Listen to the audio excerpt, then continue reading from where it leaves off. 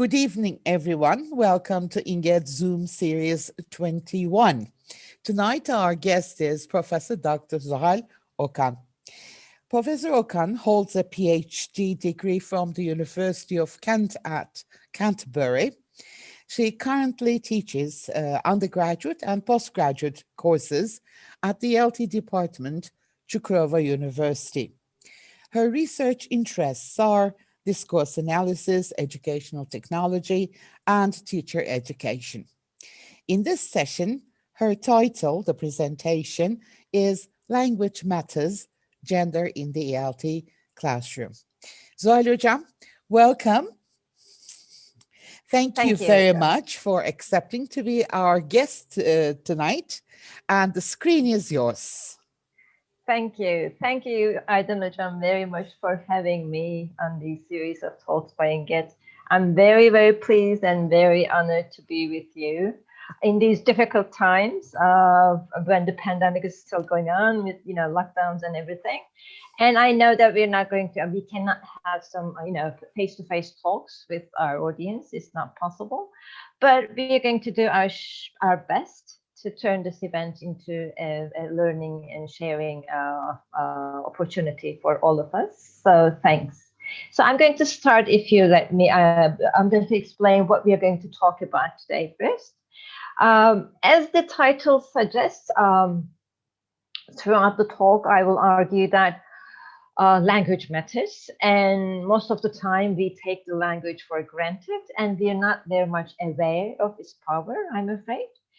Instead, we view it as a simple tool for communication. So here I'll try to present a bit different and maybe a bit more complex picture of how it works in our day-to-day conversations, and also how it contributes to gender bias in language classroom. So the second issue I will be talking about is gender and stereotypes. I'll try to show you some examples from the media and advertisements in particular. Then we will turn to gender in the classroom and suggest some implications for classroom practice. And then finally talk about what we can do to eliminate this gender bias, if there is any. And in most of the classrooms, unfortunately, there is. And talk about what we can do as language teachers. But I must, from the outset, emphasize that the main concern in this talk is not only on creating awareness of how language contributes to unequal relationships in education. And I'm sure that most of you are already familiar with some of the issues that I'm going to raise here. So awareness is enough on the one hand, I believe that. But I also believe that, and this is going to be my main concern here, is how to turn this awareness into action. So let's just move, if you like. So one is not born, but rather becomes a woman. So this is perhaps the line most often quoted from Simone de Beauvoir's groundbreaking work, The Second Sex. Mainly, she's just saying that we are not born men and women, but we learn the behaviors and beliefs that are assigned to our sex by our culture. So we acquire all the social characteristics, all the behaviors, in fact, because how we are understood by people around us. And I'm sure you observe yourself in your daily life as well.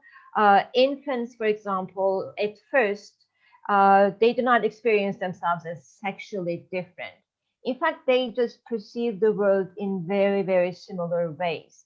But quickly, they come to behave in different ways, and they perceive what is happening around them in different manners. I believe, and most of the scholars believe, that this is mainly because of the expectations we have of the boy and we have of the girl, I'm afraid. So when we just tell a boy to be a man, we just we have some certain expectations. We want them to have the characteristics of an adult man when he grows up. So in other words, we just support him to become independent when he becomes an adult.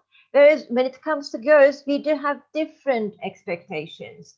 We just treat them, we just tolerate, for example, their childish, girlish behavior. We say we just find them very pretty, etc. So all these expectations, the treatments, different treatments, and the clothes and the toys that we buy for them, they all reinforce their future social roles. In other words, all these treatments, I mean, differences in treatments, expectations, etc., they prepare them for their future social roles. So the power of language, it is very powerful because whatever we do it with language, and we use it constantly. When we talk, of course, when we fight, when we play games, when we work in the office, it is always there.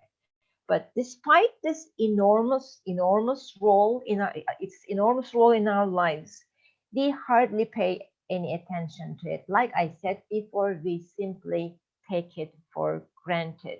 So to most of us, including my own students, because when I ask them, I ask them very often, in fact, in every class, because it is a language teaching department and they need to know what it means to them. But unfortunately, at the very beginning, and they always say, "Hocam, this is işte the tool for communication. We just use it to express our feelings, our thoughts, and etc." So this is the definition that we get from most of the people. But language is definitely much more than that. It's an emblem of nationality, for example, cultural identity. But more importantly, the language that we use communicate information about us, our background, our education, our age, and our gender, of course. And likewise, when we talk with someone, again, we get some information through the language about them. For example, if they have an accent in their language, we just associate it with a certain linguistic background. That background might be a respected background, it might be a marginalized background, but we do just draw some conclusions on the basis of that talk with that person. And of course, the language we use varies depending on who we are talking to, what we are talking about, and in fact, where we are having this conversation. So the way we talk to a close friend is very much different than the way we talk to our boss, for example.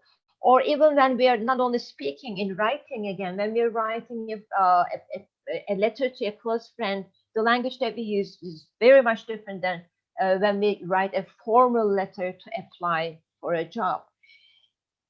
Besides, I mean, for example, the words that you prefer to talk about, to comment on a person or an event, again, would reflect your attitudes.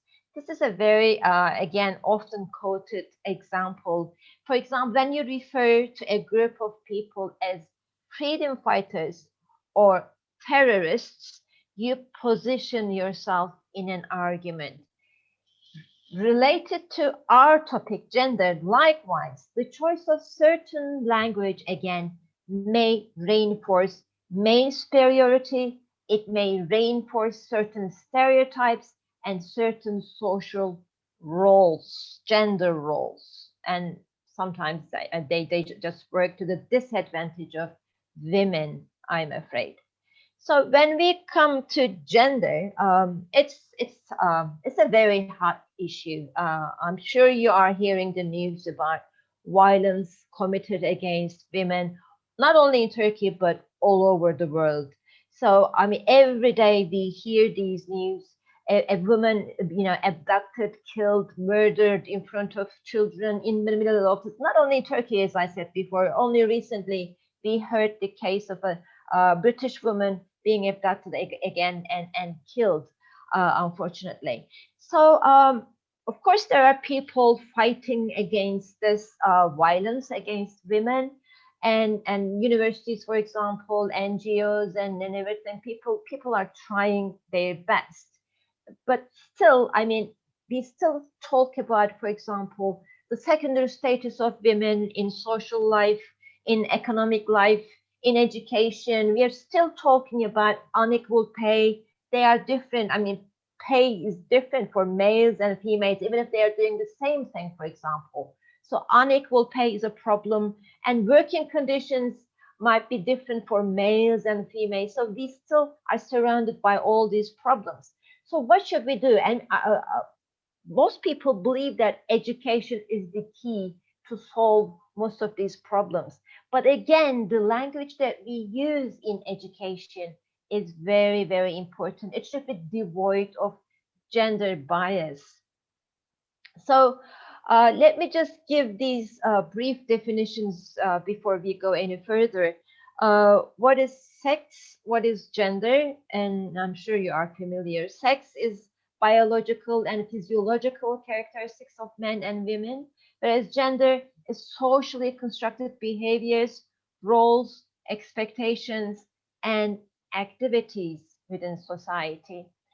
So if you look at the literature and the studies done on language and gender, the first thing you're going to come across is going to be, I mean, lots of studies dealing with the differences between female language and male language. So there are lots of lists and lots of classifications, categorizations, etc.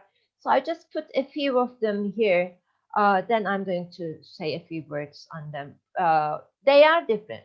Female language is different from male language. So, okay. So, for example, studies show that females use more polite and less direct language. We use, for example, perhaps, do you mind, if you don't mind, etc. We use tag questions much more than males do. We use empty adjectives like adorable, admirable, great, unbelievable, etc. And we do. I mean, yeah. Correct grammar and pronunciation. This is quite important. Intensifiers. So very absolutely. So we use them. Specialized vocabulary. Yes, women, pride themselves with just, the names of the colors. We know almost all of them. Parlament mavisinden başlayarak leylak moru muydu hocam ya? Leylak moru. Anyway, so and then we apologize. Studies show that we apologize more than males do, and we swear less. Now, as I said before, okay, there are some lists, and they show the differences between the two sexes. But to me, and to most scholars in sociolinguistics area, these differences do not that matter. I mean, we need to explain, not describe, but in fact explain why this is the case. For example, why women tend to use polite language. So does that mean males are impolite? So why do, for example, we use correct grammar and pronunciation? Why we swear less? And again, studies show that the why is all to do with the social role that we are playing in the society. We are expected, I mean, females, women are expected to bring up their children.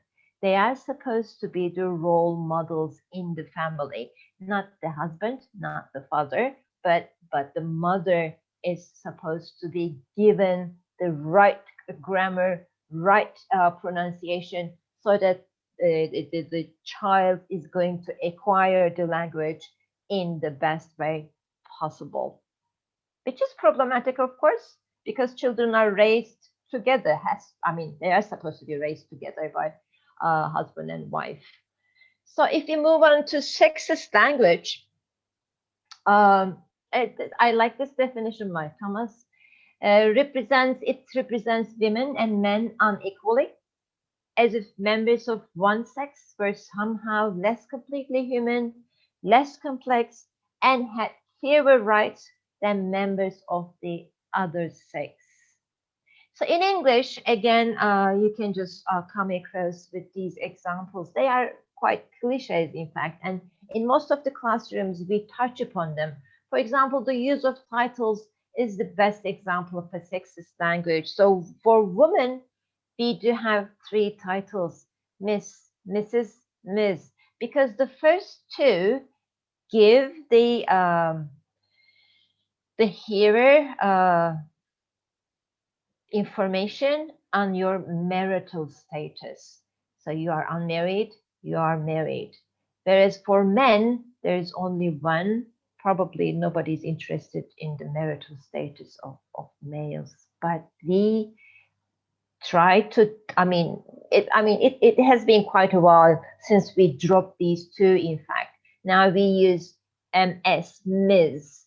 We don't want anyone to be interested in whether we are married or not. It is none of anybody's business. It is our business. So when we come to our unmarked, marked terms, so some time ago, people just said, okay, if we just put this S at the end of some words, then we can just get rid of the sexist language, because here waiter is male, waitress is female, so that's a good solution. No, it is not, because you make it marked, and when you put this at the end, again, you just indicate the sex of that person. Whereas in this one, there is no such a thing because they are unmarked. So people now, especially under the influence of the feminist movement, they just go and Me Too movement. Do you remember? It was very popular. It still is. So they prefer actor instead of actress, and they don't want to be known. I mean, the sex does not have to be involved there. These last examples, these are semantic derogation examples. These are the words in English. If you look them up in a dictionary, you just find, the meaning you find very, very similar. In fact, quite the same. Bachelor is male, unmarried, and adult. Spinster, again, female, unmarried, and adult. But when you just look at how they are used in society and what kind of connotations they have, in fact, they are completely different. Spinster is a person who is not very likely to get married. No hope. Whereas bachelor, no, always eligible. He can get married anytime, in 40s, 50s, 60s, doesn't matter really. It's a bit like gentleman and lady. And if you just consider, for example, kadın, the word kadın in Turkish, and bayan, and how some people go for bayan instead of kadın, and when you ask them why, they say, oh, we're trying to be polite, so it's a polite form. In fact, no, they just avoid the word kadın because of the connotations that it has, unfortunately. So I would like to just read this. I'm proud to be a woman. I'm not a bayan. I'm not a hanım. I'm a woman. Kadınım, kadın. This is what I would like to say loudly and clearly. So it's sexist language again presents stereotypes of women and men to the disadvantage of women. And when we come to gender stereotypes, we do have many in language, but sometimes this is in fact a bit problematic. Sometimes these stereotypes are unconscious, and when people use them, they're not even aware that they are stereotyping people. But when they repeat them one after the other, and they just get reinforced in the society, and they just start to be norm, I'm afraid. So briefly, they are generalized images about people within a society, and they hurt people of all genders. Male and female, because we do have some stereotypes for males as well, not only females. So they hurt people of all genders by placing certain expectations on how we should be. Um, uh, this is again classic example is when on a telephone conversation, someone is asking for the secretary, and she says, I need, or probably he, I need to speak to the secretary. Is she in the office? So the stereotype is this. I mean, secretary is always supposed to be a she. So when you just use it over and over again, it just gets reinforced, unfortunately. So I do have some examples for gender insensitive language from IEG. For example, Paul's effeminate handshake did not impress his new boss, who believes salespeople need a firm handshake, that effeminate handshake. You throw the ball like a girl. Again, it is gender insensitive. But the last one is, I think, used more often than the other. I mean, we see that everywhere, using men to refer to the experiences of all people. Under the law, all men are equal. This is gender insensitive. If you want to make it gender sensitive, you would just turn it into under the law, all men and women are equal. If you just want to turn it into neutral language, gender neutral, then you say under the law, all human beings are equal. So these are the things that we are, I mean, we have to just take notice of, I'm afraid. So when we come to the media, we all know that it is a very, very powerful thing in our lives. I mean, how we view the world, how we view men and women are greatly shaped by media, I'm afraid, because it is in our lives, and constantly it just sends us messages, and kind of a brainwashing thing is going on, unfortunately, and it bombards us with some images of both sexes. But when it comes to the images of females, I'm afraid we do have unrealistic, stereotypical, and limiting images, unfortunately. So they are underrepresented in the media. And when they are represented in the media, usually they are in stereotypical ways, and they are usually portrayed in relation with the others. I mean, in again, in traditional roles. And I think that I mean, when you emphasize these traditional roles, again, I will just move on to the violence again, and they normalize violence against women as well. So here I argue that the syntax, I mean, of a language would reflect relations of power and distort how we perceive the world. In other words, the choice that we make when we use the language, the certain nouns that we use, certain adjectives that we use, do we use active, passive? Do we use what? I mean, in a text, again, they just enforce, they reinforce, sorry, the social roles for women and make them natural. Now I would like to show you two headlines from two different dated newspapers from the United Kingdom. It is the same news, but this is how they put it. I mean, the sentence, the language that they use. It's I mean, the news is about a woman, a rape of a woman, but when you just look at it, you just see that in fact it just gives you the impression that in fact the crime has been committed against the husband, not the woman herself. It's very, very interesting and very troubling, very disturbing, if you like. For example, here, if you just go about it, I mean, a man who suffered head injuries. See, he's subject. He's suffering head injuries. When he was attacked, he was attacked. He suffered who broke into his, again, the choice of his here in Kent early yesterday was pinned down on the bed by intruders. So up to here again, it's all about the man himself who took it in turns to rape his wife. So we see wife at the end. As you can see, it's almost invisible because the whole thing is about the husband.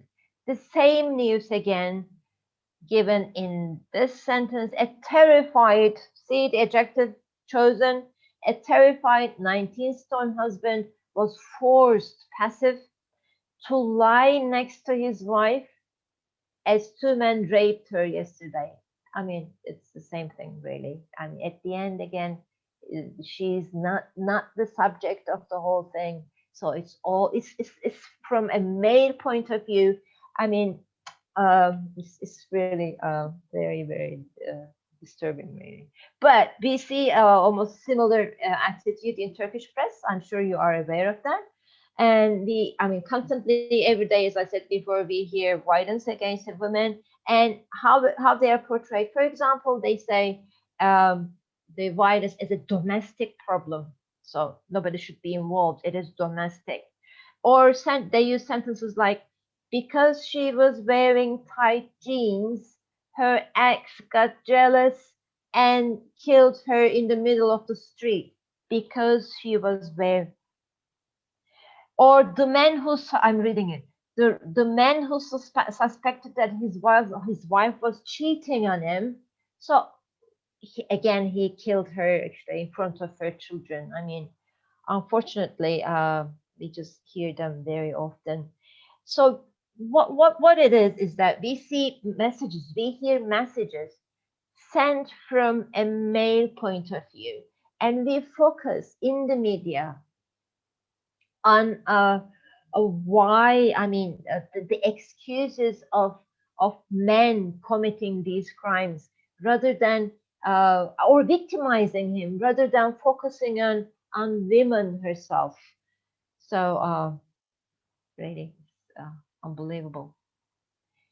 So when we come to advertisements, John Berger says in his book Ways of Seeing, it basically says that all the advertisements gives one simple message: if you do not have this product, your life is not going to be as the people who have got that product. So the envy at the end here, this enviable envy is the key word. So you just envy the people who have got that product and you would like to have it. They persuade us, they just encourage us, etc., etc. So if we look at that, it says ads sell not only products but attitudes and concepts, and they also contribute to cultural constructions of sexual difference. I mean, by just looking at this image, it's very clear, isn't it, how different they are and what kind of a portrait we are seeing of males and females. He is sitting in the middle, and he is very dominant, and the color and the way he looks, look at him, the hands, and I mean, just in the foreground. And but if you look at the women here, do you see them, how helpless they are? I mean, how powerless they are. They're just seeking his attention, and they want him to care about them. So they are powerless. So they're desperate for his attention. This is the image being given, unfortunately, of females in most of the advertisements. Still, though, we see how beautiful they are. They are flawless. They are beautiful. And the ad tells you that if you do have one of these, you're going to get his attention. Otherwise, you're going to be as desperate as they are. Ooh, terrible. I like this quotation from Jane Kilburn. She says advertising images, and I believe that this is, to a large extent true. Advertising images do not cause violence towards women, but they contribute to a climate in which violence against women is possible. If you portray women as like we have seen in the previous image, so powerless, so desperate, so needy, then it's nothing. You can just do whatever with them. So again, this advertisement is potato chips and tasty, and we have a woman here. I don't understand the relationship, but this is how they unfortunately. I don't want to see the relationship with Jamal. So again, if you Google gender stereotypes in advertisement, you're going to see hundreds of them. I just chose a few for you, and they are obvious, aren't they? Women with detergent, women in the kitchen multitasking, and this one is ugly, and the language is even uglier. We are about to reveal something you will really drool over, and the hands and everything, I'm not going to go over them anymore, unfortunately. So next we have a short clip of an ad, and it's not going to take long, just 30 seconds or something. And I would like you to watch it, and then we're going to talk about it.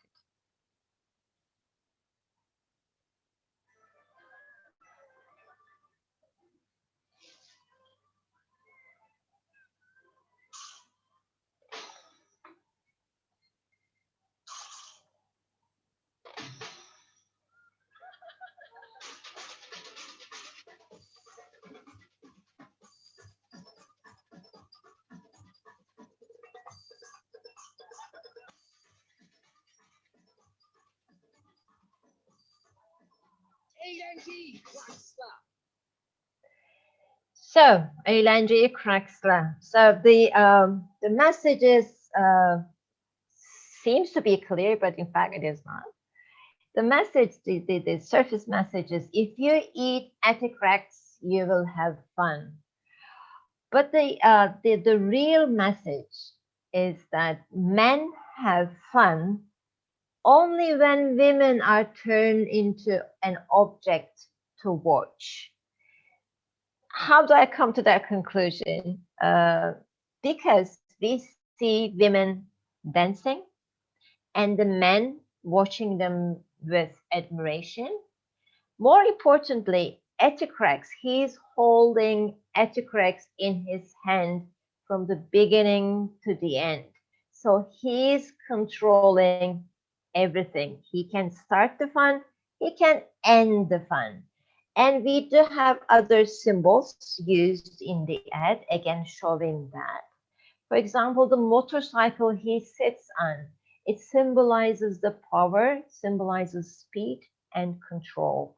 And also we can very briefly mention the use of, for example, red, the color red, or the close-ups on women's hip movements and their laughter while dancing. And I believe that all these contribute to the image of women as sexual objects, unfortunately. So I do have another one, but this time I would like you to watch it and try to, I'm sure you are going to. There are some very obvious sexual, gender stereotypes, and I'm sure you're going to catch them. So let's watch it.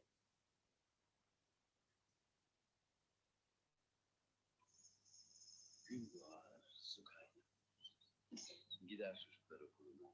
İyi günler sana evine de buyur.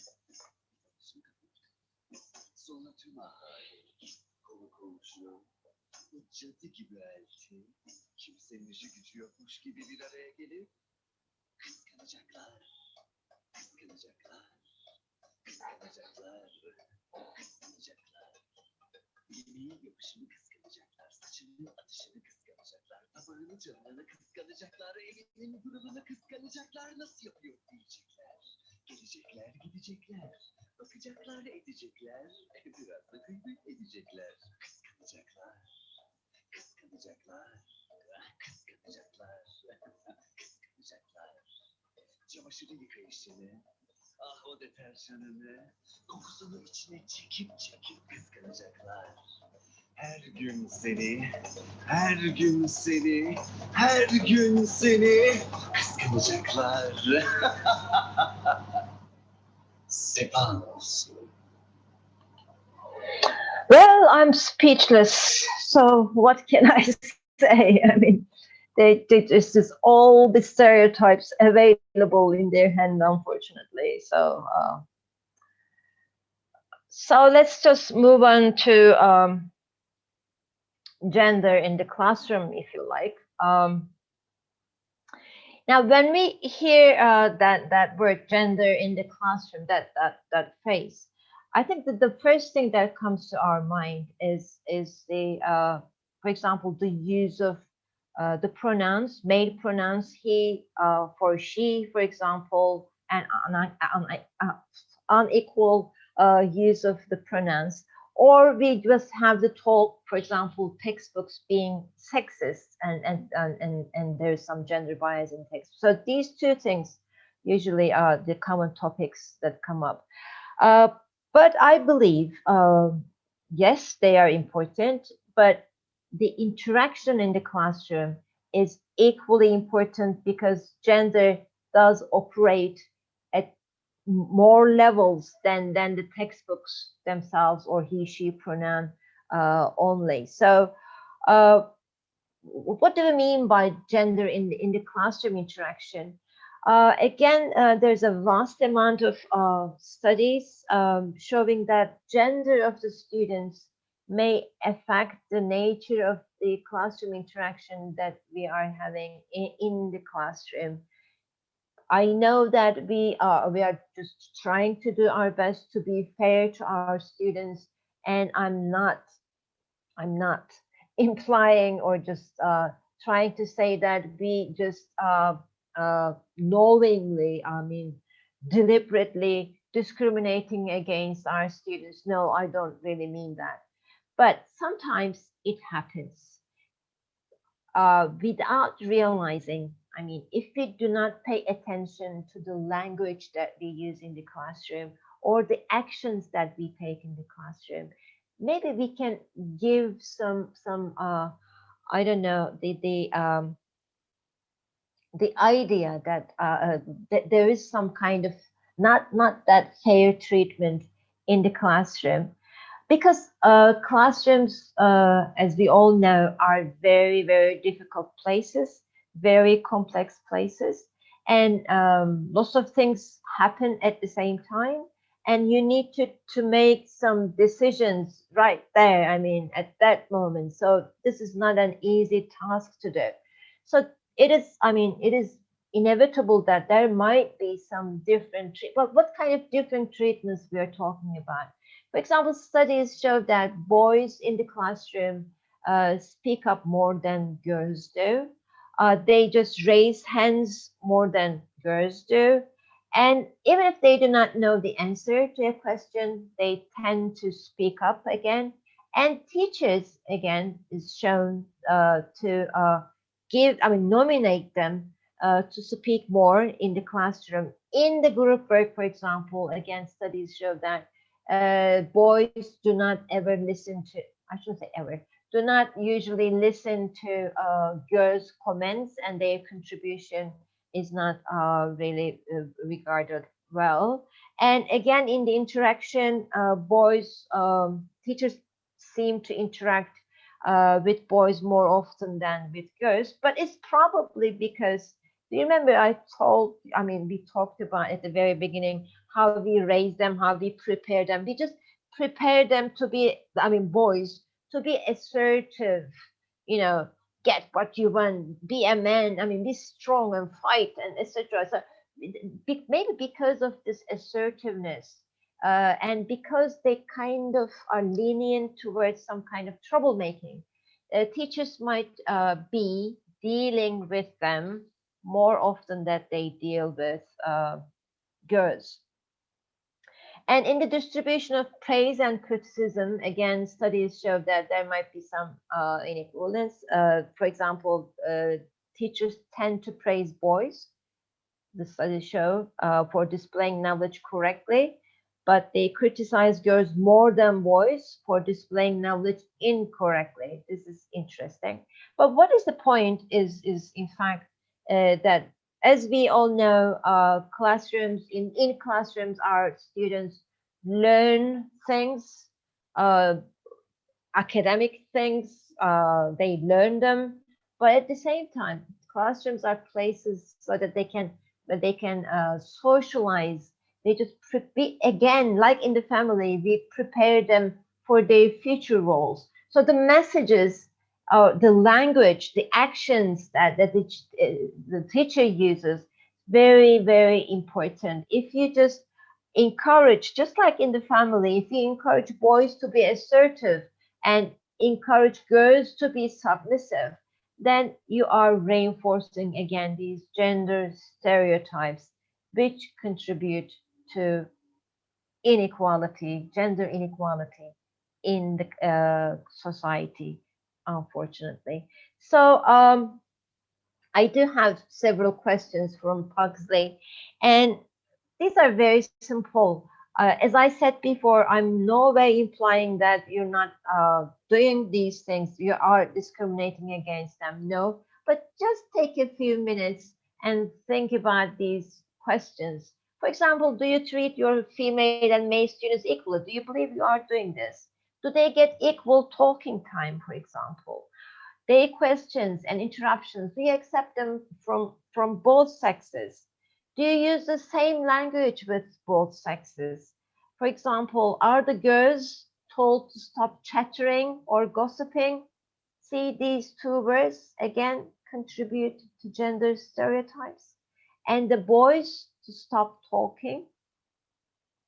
Your tolerance of errors, is it the same for both sexes? Are you more tolerant towards boys or to girls? Do you let the women get away with more errors because you want to encourage them, or fewer errors because you have higher expectations of their ability in the first place? So when we move to gender in course books, there's, no need to say that they have coursebooks. They have very important roles to play in our classrooms.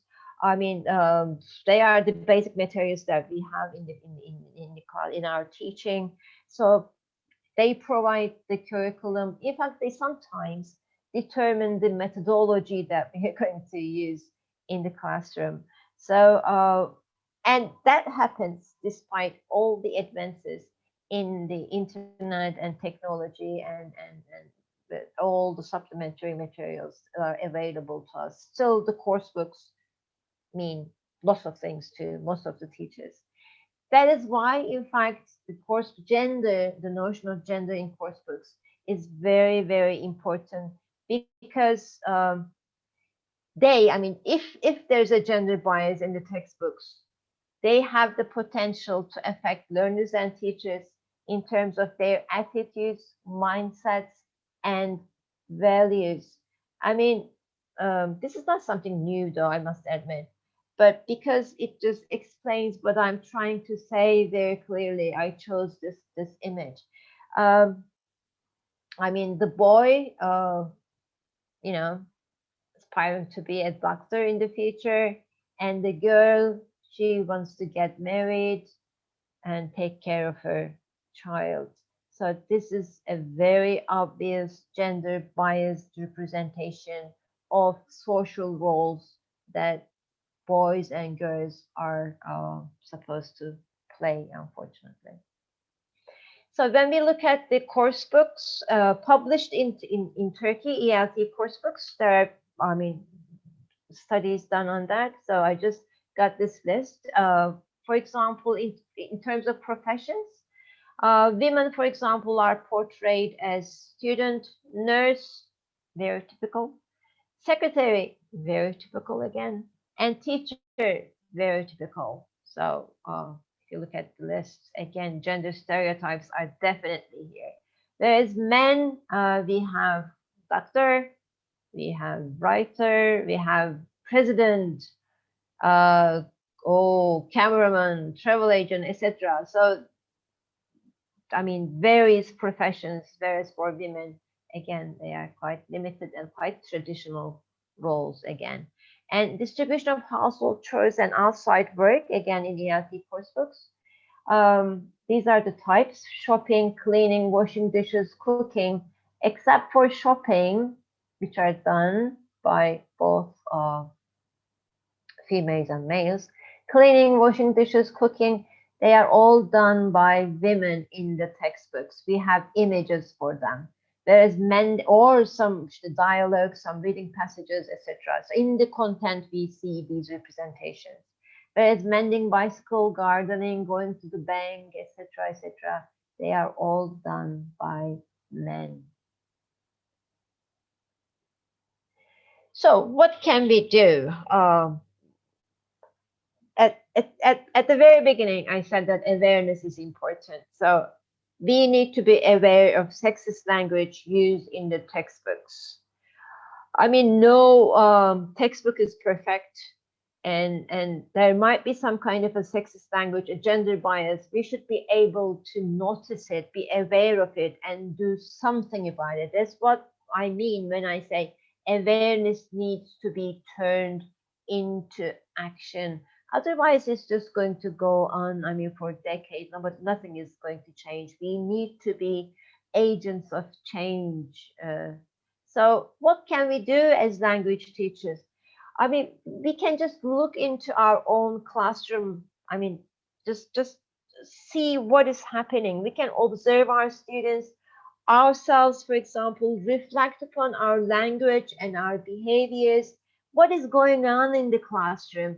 Because at the end of the day, every student, male, female, boy, girl, has the right to be treated equally and to have equal access to learning opportunities. This is very important.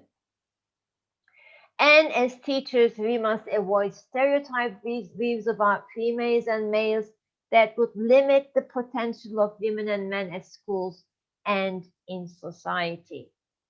And why don't we work with the learners? For example, when you notice something, I mean, a gender bias in the textbook, in the material, why don't you just analyze it together? The roles, are they traditional, non-traditional? How can we make it non-traditional? For example, here, I'm sorry, there's this, sorry about that. The numbering is a bit wrong. Why don't you, for example, work on the characters that are not gender correct? For example, if you see a male nurse, why don't you just say, it is possible. So why don't you just have for example, a role play on that? Or even better, you can have role reversal for male and female characters in the activities. If you feel that, for example, the professions like being a doctor, being a judge, and being an engineer, they are given to male characters, why don't you just reverse them and use use girls in the classroom to be the judge, to be the doctor, to be the engineer. So reverse the roles. I mean, so that you can analyze, you can what is happening together and discuss. If, for example, if the students have some already existing assumptions, if they say, male nurse, hocam, this is I mean, this is not possible. So why don't we just talk about them? Yes, it is. In fact, recently you see such things. You see male nurses. You see house husbands. Yes, definitely. Or in the advertisements, for example, even in Turkish advertisements, you see a man cooking in the kitchen or changing the nappy of a baby. These are good things.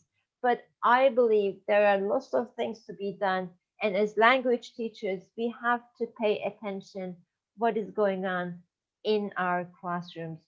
That's all I'm going to say.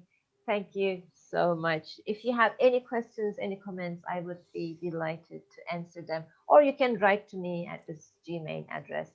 Thank Thank you so much.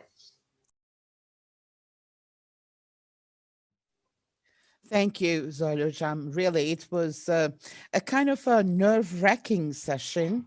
Hard to listen to. Some of the parts are really disgusting. Yes. Not the Yes. talk, of course. It's the hidden messages that the media sends to people, the members of the society. But definitely it is a wonderful step for raising awareness, because if teachers are not aware, they cannot monitor themselves and they cannot right the wrong. Exactly. Yeah. So there are some, well, of course, people are thanking you. There are some questions, but one of them, I really don't know whether I have understood it correctly or not. So let me raise it and let's try to understand what the question says. Do you think that these wrong images referring to the boy thinking of becoming a doctor and the woman thinking of getting married have opposite effect rather than the underlying message? So are they really In what way? influencing people or children in a negative way or a positive way? So do people react to that? And the problem, Aydan Hocam, is that people do not react to those images because they find them normal. Because traditionally, the role of women is, I mean, the distribution of social roles is the place of women is at home to take care of the kid and to cook and etc. So it is normalized. And when we show these images, that's my point, we just make them concrete, normalized in their mind. That's what I'm afraid of. But if we change it, and mind you, in 1960s, I have examined some textbooks. It is the reverse portrayal, really. For example, when the husband is just setting the table, for example, the woman is reading a newspaper, which is quite untraditional for these days. So that's what I'm afraid of. When they see those images, they are going to be naturalized. They're going to find it, oh, okay, this is the case. So, I mean, what can I do? So, normal, very dangerous term. Yeah. In the past, you know, I worked with a committee for the Ministry of Education, and we wrote fourth and fifth grade books. And we did try to change this. And we had really hard time trying to find pictures of female judges or female, I don't know, presidents, for example. You have zillions of pictures of male judges and lawyers, but not female ones. And I believe, well, we did have female football only recently teams. it's become popular, but we did try to find these photos and pictures, and we placed them in the book. But they changed the book nowadays, and I believe, I don't know, I just want to ask you whether you believe that there is a hidden curriculum which is, I don't know how to put it in a politically correct manner. Correct manner. Yes, which is degrading women, giving them a secondary role, and kind of pumping Paving up the way. men. Do you believe that there is a hidden curriculum like that nowadays? I believe that, I mean, yes, they are sending some hidden messages, because Turkish society, I mean, turning into a more conservative nature of you know, the relationships and everything. But I know that there are also some efforts resisting these attempts. For example, some NGOs are working, some feminist movements are working against it. So there are things to be done, but I wouldn't say, to be politically correct, I mean a deliberate attempt, but you know how it is in Turkish cultural life right now, and political life as well. So the role of women is very, very limited. For example, think about National Assembly. I mean, the number of women, female MPs is very, very limited. So why? I mean, we need to have more women. We need to hear their voices in the National Assembly as well. Yeah. Or in other top positions, just like you said. Why don't they direct a board meeting, for example? Why not? Okay, we have a question from Belkıs Zeynep Özışık. Well, do you suggest any course books that will help students to raise their intercultural, gender, and ecological awareness? Is there any research? I wouldn't just give the title out of my mind right now, but if you send a message to my Gmail address, please do. Then I will help you with that. Would you, please? I think she will. Okay. And it is not that easy to suggest course books. Yeah. You need to analyze them in detail. I mean, you Sure. cannot just Yeah. come up with a name, because some of them have wonderful covers and wonderful pictures, but you never know unless you analyze them in detail. Well, I'll try to find one for them if they are interested. So, Yeah. Okay. I mean, no textbook is perfect, of course. I mean, we Of know course. that. I mean, yeah, there is just, you know, ups and downs and advantages, disadvantages. Yes. But at the same time, there are good attempts trying to do this. So we should appreciate them as well, I think. I just want to share an anecdote with you. You know, I love teaching English to children. I love working with young learners.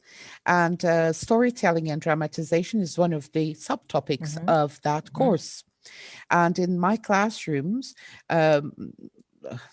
as micro-teaching projects, my students would tell a story and dramatize it. And I know that I got really very angry. I lost my senses when I saw my students, female students, assigning aprons whenever someone is given the role of a mother. And I said, why? Why are you doing that? I mean, here, are you wearing an apron? They said, no. So are you going to become a teacher? Yes. So what are you doing? A female figure poisoning other female figures. That hurts a lot. Because they find it normal. Yeah. And in my classes, I'm teaching sociolinguistics class as well. So in that, we're talking about this language and gender issue. Some of the students, for example, they just say, Hocam, why are you so interested in, for example, women's rights? Why don't we talk about human rights instead? This is the question that I face all the time. But I try to tell them that I'm going to do it. In fact, they blame me for being discriminatory because I always use she pronoun in the class when I give examples. And they say, you are doing discrimination again. And I say, yes, I accept it. I am discriminating. And I'm going to do this until women have gained the status of men. If we are on an equal status, I'm not going to do it anymore. But first, we have to reach that level. We have to be considered as humans first. That's what I argue. Yes. Well, thank you very much. I mean, it's always a pleasure to listen to you. And has been a wonderful session. I hope, hope to be with you again. Maybe listen to another aspect of this and get even angrier. How about that? Exactly. And I hope so. thank you all for coming to thanks. this event. Yeah, exactly. For all the Uh, participants. Yes, they also keep thanking you, and they say that it has been a wonderful session. Zuhal Hocam, I don't know how to thank you. So I'm sorry to interrupt you, Hocam, but at the bottom I see my former student, and he's just holding his baby, and this is so cute. Thank you so much. Bye. Yeah. Hello. Oh, sorry, Okay. Hocam. But I interrupted No, you. that's okay. That's okay. So, guys, please take care, stay safe, and hope to see you again soon. Zuhal Hocam, thank you very much. Thank you for Bye-bye, having me again. everyone. Bye-bye. Bye.